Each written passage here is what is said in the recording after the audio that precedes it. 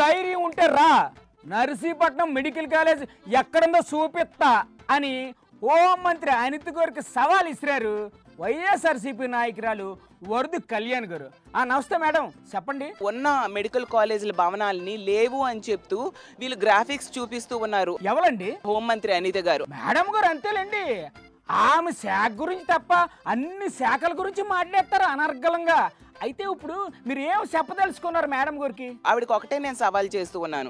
ఏట సవాలు? మీ సొంత జిల్లాలో జగనన్న కట్టిద్దాం అనుకుంటున్న ప్రభుత్వ మెడికల్ కాలేజీకి కేవలం ₹1 కూడా కేటాయించుకోలేని అసమర్థ హోంమంత్రిగా మీరుండి ఈరోజు ఏ మొహం పెట్టుకొని ఇలాంటి తప్పుడు ప్రచారం చేస్తున్నారు. అంటే మేడం గారు అంత కష్టపడి ఎక్కడెక్కడో ఫోటోలన్నీ చూపిస్తూ పవర్ పాయింట్ ప్రజెంటేషన్ చేశారు కదా. నిజంగా మీకు ధైర్యం ఉంటే మీరు కానీ స్పీకర్ గారు కానీ రండి. ఎక్కడికి రమ్మంటారు? నర్సీపట్నం మెడికల్ కాలేజ్కి వస్తే అక్కడ ఎలా ఉన్నాయి నిర్మాణాలు అనేది మేము చూపిస్తాము. ఆవిడ రారండి, మేడం గారు చాలా బిజీగా ఉంటారండి.